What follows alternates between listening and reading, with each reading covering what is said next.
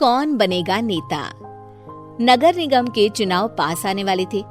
पूरे कानपुर शहर में टिकट को लेकर मारामारी शुरू थी, लेकिन सबसे ज्यादा चर्चा में वार्ड नंबर 40 की सीट थी। वो इसलिए क्योंकि इस बार वहां की सीट महिला के लिए आरक्षित थी। अब सवाल ये था कि चुनाव लड़ेगा कौन। इससे पहले ठाकुर साहब वहां से पार्षद थे और इस बार उन्होंने अपनी पत्नी सीमा ठाकुर को टिकट दिलवाई और ठाकुर साहब की शान के कारण सीमा जी ने 20,000 वोटों से चुनाव जीत लिया। अरे बधाई हो सीमा भाभी, अब तो आप वार्ड की पार्षद बन गई हैं। अब तो हमारे काम आप ही करवाएंगी। अरे ये तो सिर्फ नाम की पार्षद बनी है, वो तो महिला सीट आ गई, वरना पार्षद तो मुझे ही बनना था। अब भले ही चेहरा इसका होगा, लेकिन पावर तो मेरी ही होगी। अरे वाह भाई साहब, क्या दिमाग लगाया है आपने भी। आइए आप लोग, खाना लगा दिया है सबके लिए।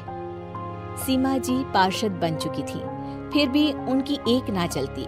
सारे काम ठाकुर साहब खुद ही संभाल लेते और जहाँ जरूरत पड़ती वहाँ सीमा जी का अंगूठा लगवा लेते। सीमा जी ज्यादा पढ़ी लिखी भी नहीं थी। एक दिन ठाकुर साहब और सीमा एक प्रोग्राम में जाते हैं। अरे ठाकुर साहब, आप आ गए। ओहो, पार्षद मैडम भी आ गई हैं। स्वागत है आप दोनों का। लगता है हमारे पार्षद फंड का सही इस्तेमाल हो रहा है। चलिए अब उद्घाटन करते हैं। ये लीजिए ठाकुर साहब कैची, आप ही सबसे पहले प्रवेश कीजिए। सब लोग आगे निकल जाते हैं और सीमा जी पार्षद होने के बावजूद भी पीछे खड़ी रह जाती हैं।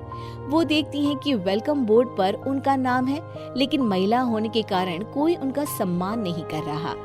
अगले दिन एक आदमी उनके घर आता है। अरे ठाकुर साहब नमस्कार। कल ना हम नोटिस किए कि हमारा घर तो अवैध है और नगर निगम वाले उसे तोड़ने आ रहे हैं। अरे कुछ कीजिए ना ठाकुर साहब। देखो भाई, मैं तो ज्यादा कुछ कर नहीं सकता, पर अगर तुम सबकी जेब गर्म कर दो तो कुछ हो सकता है। कुल मिलाकर 4 लाख लगेंगे। अरे 4 लाख ठाकुर साहब?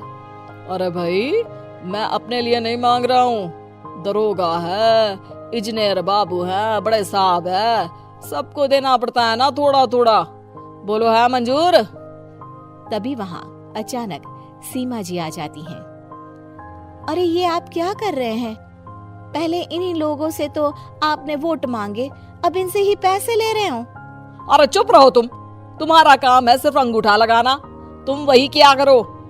मुझे दूसरे काम तुम मत सिखाओ, समझी? और तुम ना जाओ, अब पैसे लेकर आओ, वरना जेसीबी किसी भी वक्त आती होगी।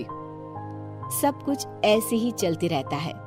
एक दिन सीमा जी और ठाकुर साहब को एक लोकल मीटिंग में बुलाया जाता है।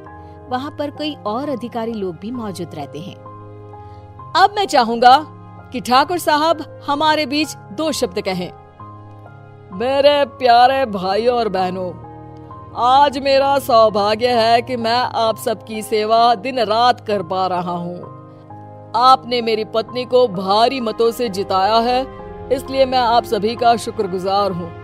मैं आप सबसे वादा करता हूँ कि हमेशा की तरह हमारे वार्ड में किसी को कोई तकलीफ नहीं आने दूंगा। सभी लोग तालियां बजाने लगते हैं।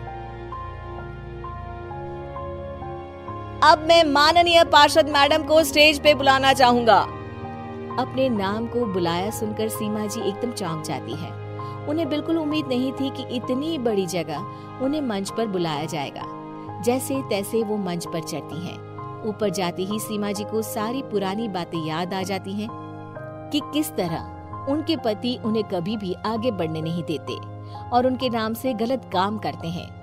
वो बोलने लगती हैं, मैं आपके वार्ड की पार्षद सीमा हूँ। आप में से बहुत कम लोग ही मुझे जानते होंगे, क्योंकि इससे पहले मुझे कभी ऐसा मौका ही नहीं मिला।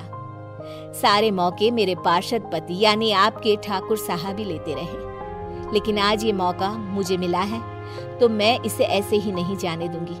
मैं आपको ये बताना चाहती हूँ कि आपके ठाकुर साहब मेरे नाम की आड़ में गैर कानूनी काम करते हैं, जिस पर अंगूठों के निशान मेरे होते थे। इसीलिए मैं अपनी गलती मानती हूँ और आज अपने पद से इस्तीफा देती हूँ, ताकि आगे से कोई गलत काम ना हो पाए।